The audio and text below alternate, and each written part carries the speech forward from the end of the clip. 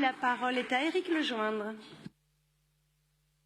Madame la maire, chers collègues, en octobre dernier, nous présentions le rapport de la mission d'information et d'évaluation santé commandée par la maire de Paris et pour lequel nous avons les uns et les autres eu l'occasion d'auditionner de nombreux responsables.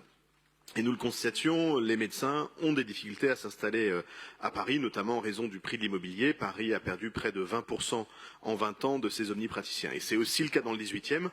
Tous les corps de professionnels de santé sont déficitaires. On est à 6 médecins généralistes et demi pour 10 000 habitants dans le 18e, pour un peu plus de 11 à Paris en 2020. Et le constat de la désertification, il ne se fait pas qu'à Paris, mais c'est un sujet qui concerne évidemment l'ensemble du territoire, devant amener, à mon sens, l'État à repenser le schéma de la médecine libérale traditionnelle qui incontestablement ne fonctionne plus. Mais à défaut, je me félicite de voir que la ville de Paris est toujours aussi volontaire sur les questions de santé. Elle est, cette ville, notre ville, résolument engagée pour la réduction des inégalités en termes de santé.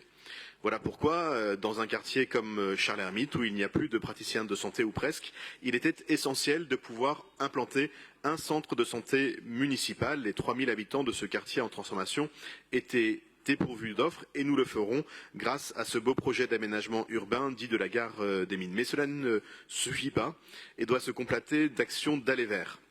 C'est le sens de notre soutien à de nombreuses associations sur le territoire. Elles vont chercher les Parisiennes et les Parisiens en bas de chez eux pour les informer et les orienter vers les dispositifs de santé. Et je pense notamment au travail de l'association Basiliade, qui est mobilisée pour la réduction des inégalités sociales de santé et qui accompagne des personnes atteintes du VIH et ou d'autres maladies chroniques, ainsi que des personnes en situation de précarité et de vulnérabilité sociale. C'est avec cette mobilisation des associations et de tous les pouvoirs publics que nous réussissons à répondre, ou que nous réussirons à répondre aux besoins de santé pour toutes et tous. Alors, encourager l'installation de médecins en secteur 1 est une des réponses de la ville de Paris à cet objectif de réduction des inégalités. ParisMed a permis d'accueillir de nombreux praticiens dans le 18e et notamment la création de 2 maisons de santé pluridisciplinaires à la porte de Saint-Ouen et rue Marcadet, mais a également pu soutenir l'implantation de médecins à Pajol. C'est aussi ce dispositif qui a permis l'ouverture du premier cabinet médical dédié à la santé de la femme, des femmes, à Paris, qui accueille des médecins généralistes, des gynécologues, des sages-femmes et des sages-femmes échographistes.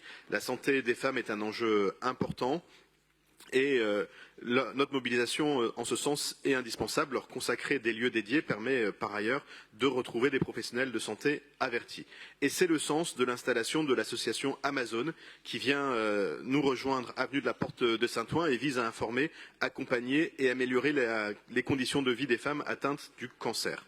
C'est également le rôle du bus des femmes que nous avons accueilli une première fois l'année dernière à la halle Pajol pour la prévention et le dépistage de maladies cardiovasculaires de femmes éloignées des parcours de soins. Il a malheureusement été incendié et je veux redire ici mon plein soutien à l'association Agir pour le cœur des femmes dont l'activité est essentielle.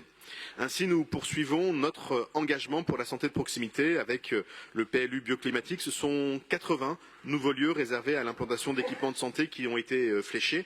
La refonte de ParisMed permettra d'élargir le spectre des professionnels de santé pouvant bénéficier d'accompagnement à l'installation, mais aussi d'élargir le dispositif à l'ensemble du territoire parisien. Je pense que ça fait beaucoup de sens. Nous renforçons aussi notre propre offre de santé avec l'accroissement de 30% de l'offre de consultation médicale dans les centres municipaux de santé d'ici 2030 et ce sera le cas dans le 18e, je le disais, au centre Marcadet qui est un acteur important de la santé dans mon arrondissement. La ville va également renforcer l'attractivité des carrières médicales et paramédicales au sein de son service public de santé territorial en les revalorisant et c'est tout cela qui va nous permettre d'avancer et de rendre un meilleur service de santé aux Parisiennes et aux Parisiens. Je suis donc très heureux de